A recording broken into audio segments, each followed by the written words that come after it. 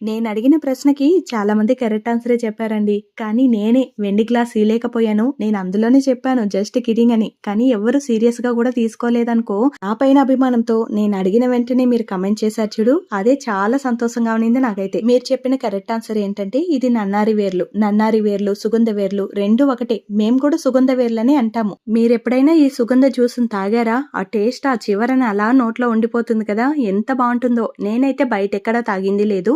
ఇంట్లోనే తయారు చేసుకుంటామనమాట. ఇది నేను మూడోసారి కాంచుతున్నాను కాబట్టి కలర్ కాస్త లైట్‌గా ఉంది.